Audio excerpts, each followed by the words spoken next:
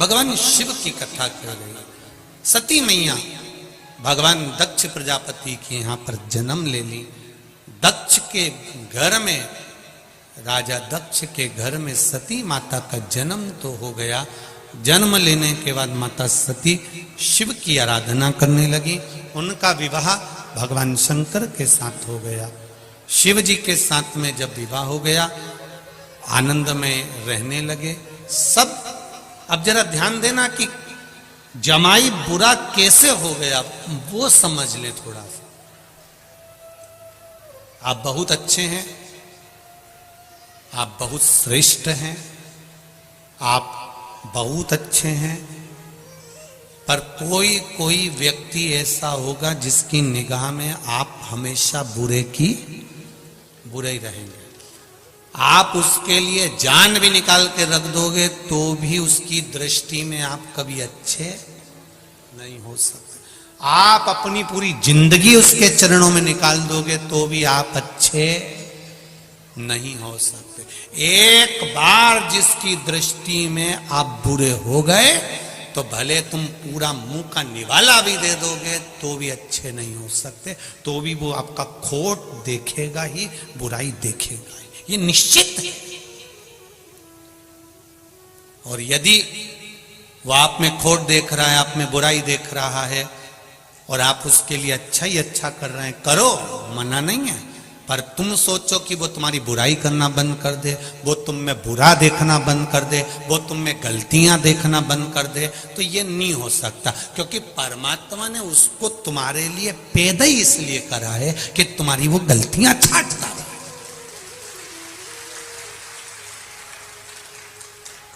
ऐसे कई लोग हैं, आप उनको प्रणाम कर लो, दंडवत कर लो, नमन कर लो, आप उनको सब कुछ कह लो, आप उनके लिए जान निकाल दो, उसके बाद भी वो 24 घंटे में पूरी कथा में यही ढूंढते रहेंगे कि गलती कहां करे और अपन को कहां पकड़ना है। बस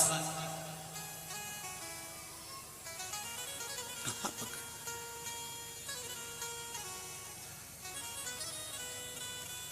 जिस बहू की निगाह में सास बुरी हो गई, जिस सास की निगाह में जो बहू बुरी हो गई, वो बहू बिचारी 24 घंटा भी काम कर लेगी ना तो भी वो बुरी की बुरी ही रहेगी।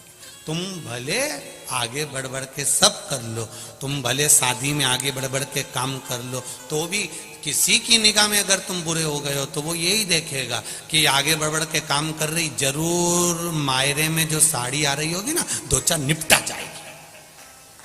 उसकी दृष्टि में तुम गलत हो गए ना तो कभी ठीक देख ही नहीं सकता। आप पूरा जान निकाल दो उसके लिए, पूरा प्राण निकाल दो आप उसके लिए, नहीं देखे।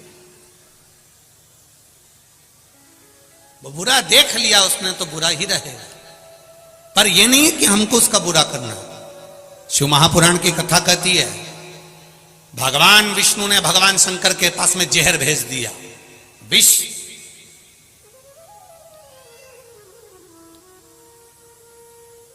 पार्वती जी को बुरा लग गया, वो अमृत पी रहा है और आपके पास जहर भेजा है।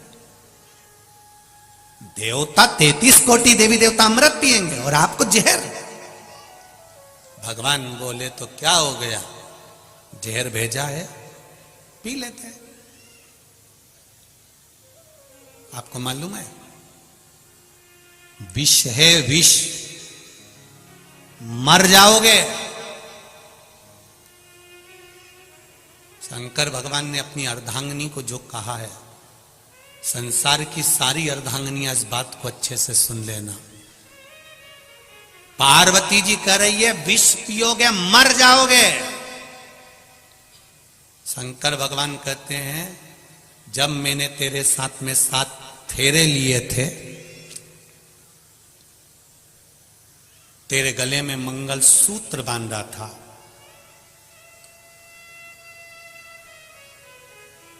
वो मंगल सूत्र नहीं था पार्वती, मेरी जिंदगी की सारी तकलीफ, सारा दुख, सारा कष्ट मैंने तुझे दिया था। इसलिए भारत की भूमि पर पुरुष जितने व्रत नहीं करते उससे ज्यादा माताएं करती हैं, क्योंकि पति का दुख भी उसके खाते में होता है। करवा चौथ का व्रत पति नहीं करता, हाँ कहीं कहीं का कर लेता हो तो बात दूसरी है, वो भी हम मना नहीं करेंगे हो। पर पति अगर व्रत करता होगा तो हमको तो ये भी सोचने में आता है कि पत्नी चलनी में मुंह देखती होगी या काय में देखता होगा, वो भी एक थोड़ा सोचने वाली बात जरूर है। पर हम शिव जी कह रहे हैं पार्वती से, पार्वती फेरे के समय पर जब छठा फेरा होता है और छठे फेरे के बाद में जब सातवां फेरा होता है, उस छठे फेरे को उलट पटे का फेरा कहते हैं।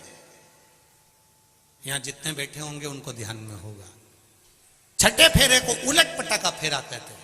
अभी तक लड़की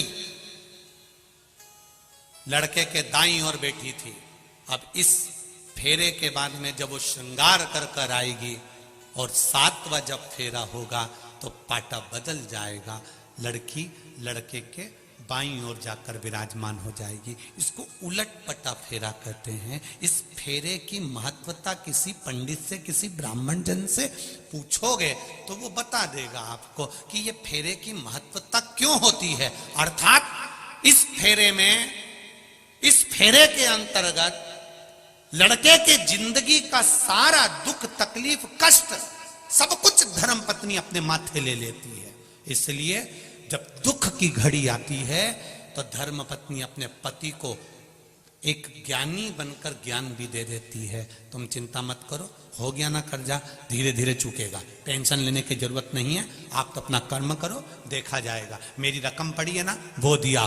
धर्मपत्नी विल पावर मजबूत करती है, धर्मपत्नी बल देती है। क्यों टेंशन लेते हो, मैं बैठी हूं ना, मैं चलती हूं ना तुम्हारे साथ में, मैं आगे बढ़कर काम कर दूंगी, तुम चिंता मत करो। तुम लगाओ दुकान, मैं बर्तन धो दूंगी, तुम लगाओ ये काम, मैं तुम्हारे साथ कदम से कदम मिलाकर काम करूंगी। वो होती है धर्मपत्नी। शिव जी ने अपनी पत्नी से कहा, विष मेरे लिए आया है, मैं पीऊंगा, मर जाऊंगा, तो क्या तुम मुझे देखती रहेगी? धर्मपत्नी कहती है तो मेरा क्या काम है?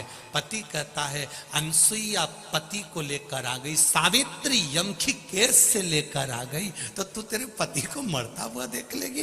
पार्वती जी कहती अब विष अच्छे से पियो, तुम जरा पियो पियो, मैं निपट लूंगी सब। शंकर भगवान ने विष का प्याला लिया, शिव जी ने विष पीना चालू करा, पार्वती मैया श्वास में से प्रवेश कर गई, कंठ पर जाकर बैठ गई, पूरा विष निकल गई, पूरा विष निकल गई।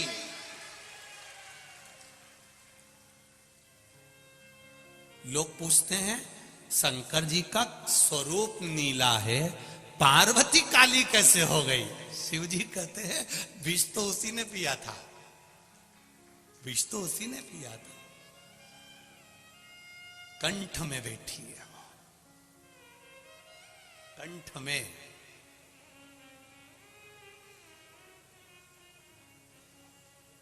भीतर बैठकर विष शिव जी ने पिया। शंकर जी ने पार्वती से पूछा, पार्वती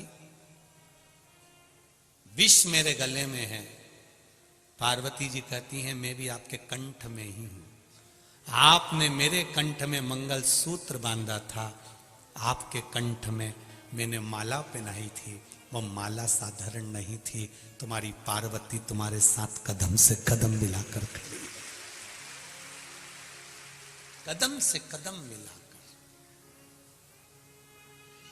एक धर्म पत्नी का सबसे बड़ा धर्म है, पति अगर गलत मार्ग पर जा रहा है, व्यसन में जा रहा है, मदिरा पान में जा रहा है, मांसाहार में जा रहा है, जुए में जा रहा है, वेश्यावृत्ति में जा रहा है, धर्म पत्नी का फर्ज है उसको सुधारने का प्रयास करो।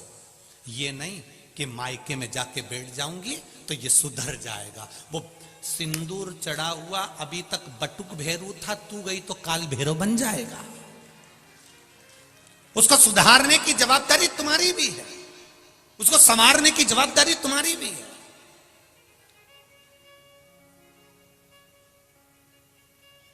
कई कई माताएं भी कह देती हैं अपने अपने बेटे के लिए, सुधर जाएगा री, तू ज्यादा ज्ञान मत दे। कल की आई और मेरे छोरे को ज्ञान दे रही है। मेरी माताओं से निवेदन है, तुम इतने साल में नहीं सुधार पाई तो अब का सुधार लोगी? अब उसके भरोसे पे छोड़ दो, वो थोड़ा सा क्रोध दिखाएगी, वो थोड़ा सा बोलेगी, तब जाकर तो उसका पांव रुकेगा। अगर आज तुम उसका साथ दोगी, होता है बाप अपने बेटे को संवारने की चेष्टा करता है, पर माँ जैसे ही बेटा गलत काम करके आता है तो माँ रजाई उड़ा के सुला देती, सो जा तेरा बाप देख लेगा, चुपचाप सो जा। माँ ने अपने बेटे पर रजाई नहीं डाली है, अपने ऊपर माँ ने खुद राख डाल ली है कि जिंदगी बर्बाद कर दी छोरे की। जिस दिन गलत काम कर कर, एक हमने बचपन में पढ़ी थी एक कथा, शायद तुमने भी पढ़ी होगी, कानपुर की जीजियों और जीजाओं, तुमने भी पढ़ा होगा, हमने भी अपने बचपन में पढ़ा था। एक बच्चा पेंसिल चुरा लाया, पेंसिल चुरा के मम्मी को बोला, माँ मैं पेंसिल लाया हूं। माँ ने कुछ नहीं कहा। बच्चा पेन लाया, माँ ने कुछ नहीं कहा। बच्चा बॉक्स लाया, माँ ने कुछ नहीं कहा। बच्चा बैग चुरा लाया, माँ ने कुछ नहीं कहा। वो बच्चा नामी चोर हो गया। चोर हो गया, पकड़ाया, ले जाकर खड़ा करा, जेल में डाल दिया। जेल में डाल दिया, तब उस बच्चे से पूछा गया, तेरी अंतिम इच्छा क्या है, क्योंकि तुझे सूली पर चढ़ाया जा रहा है। वो बच्चा कहता है, मेरी माँ को बुला दो, मैं उनके कानों में कुछ कहना चाहता हूं। मेरी माँ को बुला दो, मेरी माँ के कानों में कुछ कहना चाहता हूं। माँ को बुलाया, बच्चे ने अपने दांतों से माँ का कान पकड़ लिया, खून बहने लगा। पुलिस वालों ने छुड़ाया, छोड़ ये तेरी माँ है। वो कहता है, आज सूली पर चढ़ाने वाली भी ये मेरी माँ है। अगर पहली बार पेंसिल चुराई थी, थप्पड़ मारती, तो आज मैं चोर नहीं बनता। हम अपने बच्चों को अगर संवारेंगे तो बच्चा संवरेगा। हम अपने बच्चों को नेक मार्ग दिखाएंगे तो नेक मार्ग पर चलेगा। हम अपने बच्चे को सुधारने का प्रयास करेंगे, बच्चा सुधरेगा।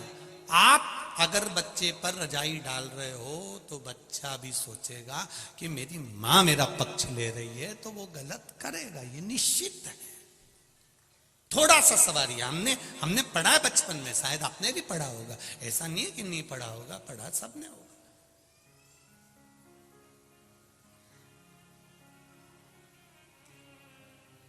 कुछ कुछ चीजें तो अभी तक नहीं भूल पाए हम भी, तुम भी नहीं भूले होगे। मटके की कथा, टम्मक टू रे टम्मक टू, वो भी चलता है। कोई तो भूले क्या? भले शिव कथा कह रही है, सती मैया ने शिवजी से विवाह करा। दक्ष प्रजापति की दृष्टि में शिव बुरे कैसे हो गए? केवल एक कारण शंकर भगवान का समझ में आ गया, मैं आया और शिव जी ने मुझे प्रणाम नहीं करा। इतनी सी बात, इतनी सी। अब किसी ने कहा कि शिव जी इतनी सी बात के लिए दक्ष प्रजापति की निगाह में शंकर बुरे हो गए थे? नहीं, शिव बुरे इसलिए हुए क्योंकि दक्ष प्रजापति ने चंद्रदेव को श्राप दिया था, रे चंद्रमा, मेरी बेटी का विवाह तुम्हारे साथ में हुआ है, तुम केवल एक रोहिणी पर ध्यान देते हो, बाकी की बेटियों पर ध्यान नहीं देते। मैं तुम्हें श्राप देता हूं चंद्रमा कि तुम्हें काया का रोग हो जाएगा। चंद्रमा के शरीर में काया का रोग हो गया, काया गल गल के नीचे गिरने लगी, टपक रही है चंद्र की काया। चंद्रदेव की आंख में आंसू आ गए। नारद जी से पूछा, नारद जी मेरी काया का रोग कैसे मिटेगा? नारद जी ने कहा, तुम शंकर भगवान की स्तुति करो, पूजन करो, शिवलिंग का निर्माण करो। शंकर भगवान की पूजन करने से, शिवलिंग के निर्माण से तुम्हें जरूर कुछ ना कुछ प्राप्त होगा, ये निश्चित है। आज एक बेटा आया, उसने पत्र लिखा है,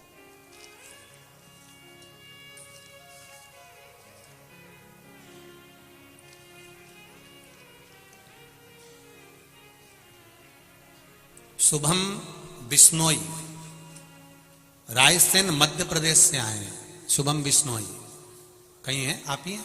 दोनों हाथ हिला दो बाबू। श्री शिवाय नमस्तुभ्यम।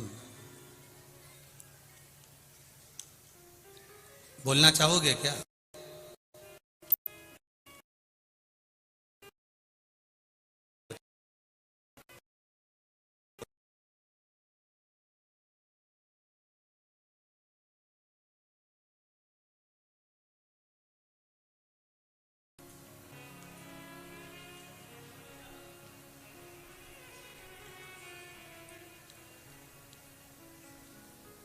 मेरा नाम शुभम बिश्नोई है। रायसेन मध्य प्रदेश से मैं आया हूं। भोलेनाथ की कृपा का क्या बखान करूं गुरुदेव। पहले मैं मंदिर नहीं जाता था, मेरा विश्वास नहीं था भगवान पर। हम बच्चों के मन में आपने विश्वास पैदा करा है। नवयुवक लड़के लड़कियां आज अगर मंदिर जा रहे हैं, शिव जी की और आपके भाव से जा रहे हैं। पहले तो आंख में से आंसू पोंछ लो, उसके बाद बोलो, ठीक है? आंसू पोंछ के फिर बोलिए। शुभम जी, पहले तो आपको बहुत बहुत बधाई कि आप रेलवे में इंजीनियर बन गए हैं, उसकी आपको शुभकामनाएं। कहां से आए शुभम जी? उदयपुरा से गुरुजी, उदयपुरा रायसेन मध्य प्रदेश में। रायसेन मध्य प्रदेश से आए। बाबा ने क्या कृपा करी बाबू? गुरुजी मेरा 2020 में सिलेक्शन हुआ था रेलवे में जी। मेडिकल डीबी सब हो गया था, पर काफी टाइम से लेटर माइक पास में लो, माइक। ज्वाइनिंग का लेटर नहीं आया था मेरा जी। तो बस काफी टेंशन में था, काफी टाइम तक सोचता रहता था बहुत कुछ। फिर कथा वगैरह सुनी आपकी मैंने, और रायसेन में भी कथा सुनी मैंने आपकी जी।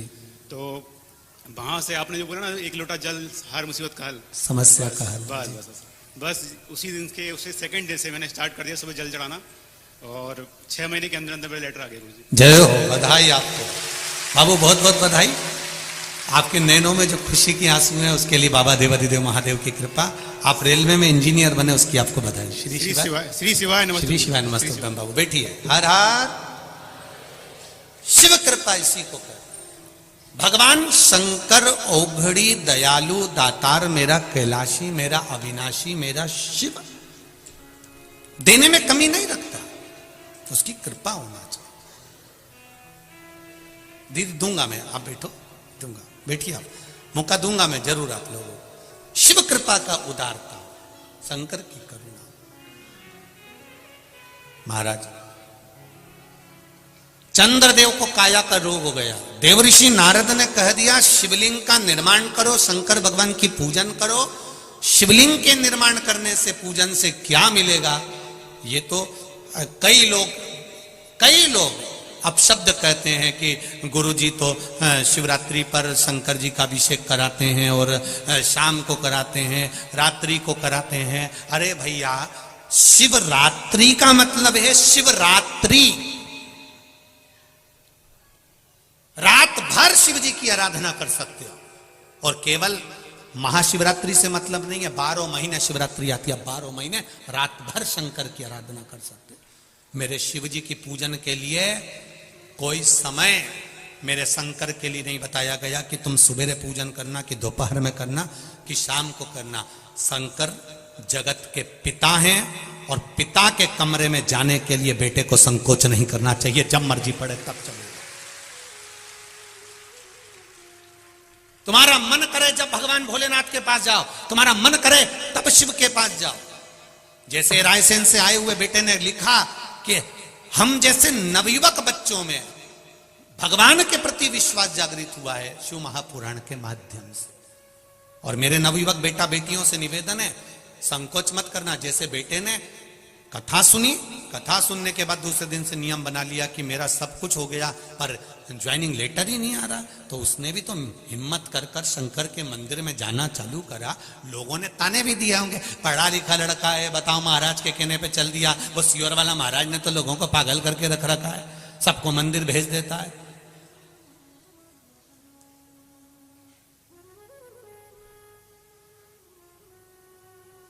तो उसमें दिक्कत क्या है मंदिर जाने में? शिव मंदिर जाने में तकलीफ क्या है? सियोर वाले महाराज ने ये तो नहीं कहा आप लोगों से कि हमारे यहाँ आओ। सियोर वाला महाराज तो एक बात जरूर कहता है, कहीं मत जाओ पर शिव के द्वार जरूर जाओ, शंकर के द्वार जाइए, शिव की उदारता जरूर पाइए। आज आप लाखों की संख्या में आए हुए हो, तीसरा दिन है कथा का, बाउंड्री के बाहर लोग खड़े हुए हैं, जहां देखो वहां, जहां मौका मिल रहा है वहां पर बैठकर कथा सुन रहे हो। ये आपकी दृढ़ विश्वास, दृढ़ता, भरोसा ही तो है जो आपको यहां तक लेकर आया है।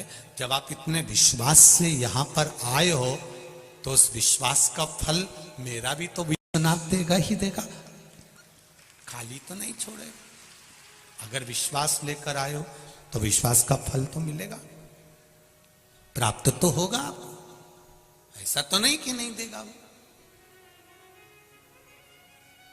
कृपा की न होती जो आदत तुम्हारी तो सूनी रहती अदालत तुम्हारी। जो गरीबों के दिल में जगह तुम न पाते तो किस दिल में होती इबादत तुम्हारी। आज अगर शिव की कृपा हुई है तो आपका विश्वास भी तो जागा है, भरोसा भी तो जागा है। दृढ़ता रखकर सुनिए। चंद्रदेव को काया का रोग हो गया, शिवलिंग का निर्माण करा, देवऋषि नारद के कहने पर करा। कम से कम शंकर भगवान की भक्ति तो करी, स्मरण तो करा, नाम जाप तो करा। और जब मंत्र जाप में डूब गए, जब मंत्र स्मरण में डूब गए, मंत्र जाप में डूब गए, नाम जाप में डूब गए, तब भक्ति का बल तो बढ़ा। भक्ति का बल तो बढ़ा है ना महाराज।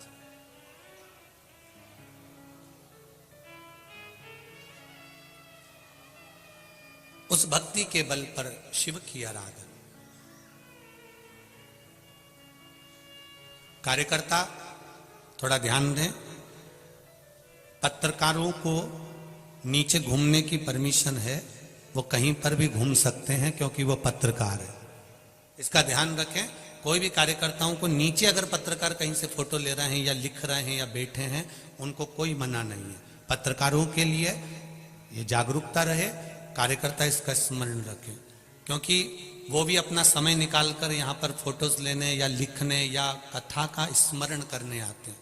तो पत्रकारों से मेरा निवेदन है, आप लोगों के लिए कोई मना नहीं, कार्यकर्ता भी इस चीज का स्मरण करें। अगर वो लोग घूम रहे हैं या लिख रहे हैं या पढ़ रहे हैं तो उनका मान सम्मान पूर्ण तरह से, किसी को कोई। और एक बार का निवेदन आप सबसे है, चाहे कोई वीआईपी हो, वीवीआईपी हो या साधारण सा व्यक्ति हो, एक बार अगर कोई बैठ गया है तो उसको ये ना बोलें कि आप इधर बैठो या उधर बैठो। बैठ गया ना, वो शंकर का है, शंकर का रहेगा। वो शिव का है, उसको नहीं मालूम कि आपका वीआईपीपन क्या है, पर वो शंकर का है। इसलिए आपने देखा होगा राम जी की शादी में सारे देवता है, शंकर जी की शादी में पहली पत्रिका ही भूत चुड़ैल को गई थी।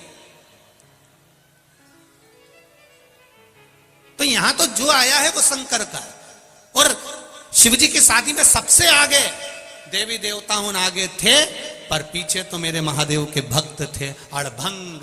उनको कोई मतलब नहीं, उनको तो केवल शिव से मतलब, अड़भंगता है।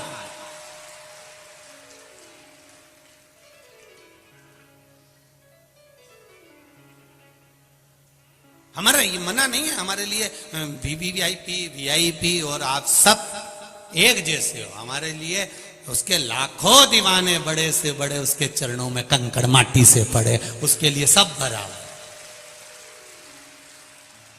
गुलाब जामुन खाओगे तो भी पेट में जाएगी, रबड़ी खाओगे तो भी पेट में जाएगी। हो सकता है तुम्हारे पास में अलग डिपार्टमेंट हो, तुम भेज दो तो वो अलग बात है, पर मेरे महादेव के पास में तो एक ही डिपार्टमेंट है। जो शिव की कथा में आ गया, भगवान ने कह दिया वो भले कुछ भी है उसकी झोली में भर कर भेजूंगा। वो गरीब है अमीर है जो है, उसकी झोली मुझे भर। 3 घंटे कथा का रसतत्व आपके लिए और हमारे लिए। केवल आप कथा सुनते ऐसा नहीं है, हम भी कथा सुनते, वाचने के साथ में हम भी उस पर स्मरण करते। भक्ति का बल बढ़ाइए, उसका रसतत्व बढ़ाइए। शिव कथा कह रहे, शिवलिंग का निर्माण करा। वो निर्माण करने के बाद में शंकर भगवान के शिवलिंग के निर्माण का जो आनंद था वो चंद्रदेव ने पा लिया और काया के रोग से मुक्त हो गए। काया के रोग से मुक्त। एक बात और आपसे कहेंगे, उतारिएगा। जिसके शरीर में सफेद चमड़ी पड़ने लगती है, चर्म रोग हो जाता है, या चेहरे पर आंख के पास में पूरा कालापन आ जाता है, उसको हमेशा याद रखना है, लाल चंदन का लेपन पीपल के पत्ते पर करिए। काय पर करना है? पीपल के पत्ते पर लाल चंदन का लेपन करिए। लेपन कर कर सोमवार की अष्टमी के दिन उसको लेपन कर कर वापिस निकाल कर शंकर भगवान पर उसका धीरे धीरे त्रिपुंड बनाकर लेपन करना प्रारंभ करिए। जब आप त्रिपुंड बनाकर लेपन करना प्रारंभ करें, उसके बाद उस चंदन को जो सोमवार की अष्टमी है तब निकाल कर लिया है और निकाल कर लाकर उसको डब्बी में रख लें। उस चंदन का प्रयोग चर्म रोग के स्थान पर थोड़ी थोड़ी मात्रा में करना प्रारंभ करें, पानी के साथ मिलाकर। परंतु उस चंदन को केवल 6 से 7 दिन में प्रयोग करिएगा, ज्यादा नहीं। धीरे धीरे चमड़ी, परंतु उसको सोमवार की अष्टमी के दिन सिद्ध कर कर बनाना है। उसको सोमवार की अष्टमी के दिन चढ़ाना है श्री शिवाय नमस्तुभ्यम या ओम नमः शिवाय या पंचाक्षर मंत्र या महामृत्युंजय मंत्र, जो आपको आता हो, शिव जी का जो नाम आपको याद हो उसको बोलकर चढ़ा दो। उसको लिया, फिर उसको अपने शरीर पर लगाना प्रारंभ करो। उसका फल आपको 15 दिन के अंदर धीरे धीरे धीरे धीरे प्राप्त होना प्रारंभ हो। लाल चंदन का प्रयोग शिव जी के लिए अवश्य। दूसरा, जब विषम परिस्थिति आ जाए, ऐसा लग रहा है कि आपने पशुपति व्रत कर लिया, सोमवार की अष्टमी का प्रयोग कर लिया, मैंने शंकर जी की आराधना कर ली, तो भी विषम परिस्थिति चल रही है, अभी तक कोई सुधार आने को तैयार नहीं है, तब शंकर जी के मंदिर में जब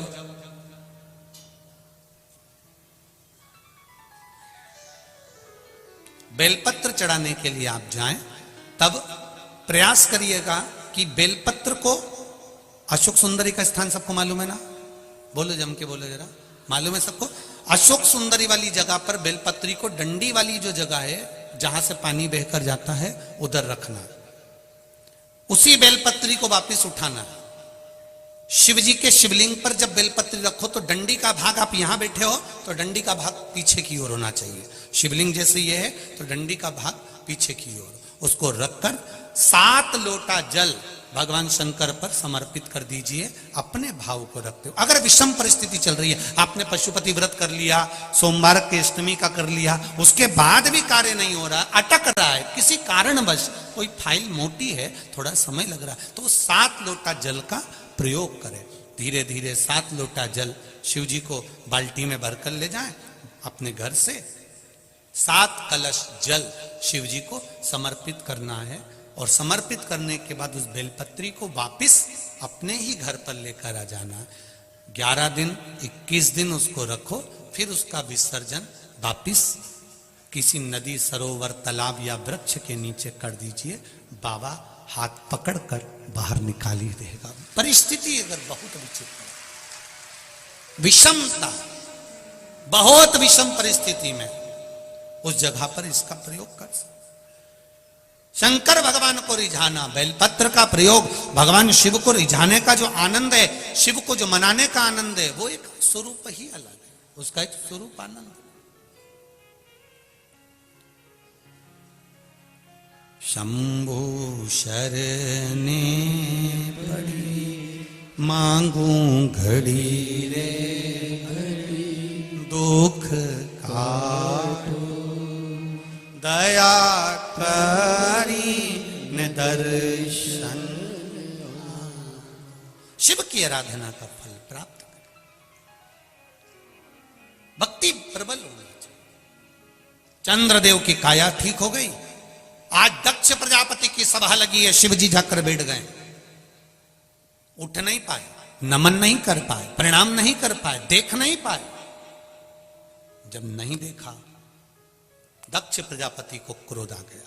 क्रोध आया, खड़े हो गए, श्राप दे दिया, रे शिव, ये केवल देखने का श्राप नहीं है, ये केवल दक्ष प्रजापति ने इसलिए शंकर जी का अपमान करा क्योंकि इन्होंने चंद्रदेव की काया को ठीक कर दिया था। श्राप दिया था दक्ष प्रजापति ने, और चंद्रदेव जब सभा में आकर बैठे तो उनकी काया ठीक थी। चंद्रदेव की काया बिल्कुल ठीक। दक्ष प्रजापति ने पूछा, चंद्रदेव की काया ठीक कैसे हो गई? मैंने श्राप दिया था तो ये तो ठीक नहीं होना था, फिर ये ठीक कैसे हो गया? तब देव ऋषि नारद ने कहा, दक्ष प्रजापति, तुमने श्राप दिया है पर संवारने वाला वो भोलेनाथ सामने बैठा हुआ है। उसने सवाल, शिव ने इसको अच्छा कर दिया, हाँ, शंकर भगवान ने इसको अच्छा कर दिया, हाँ। रुको, अब गुस्सा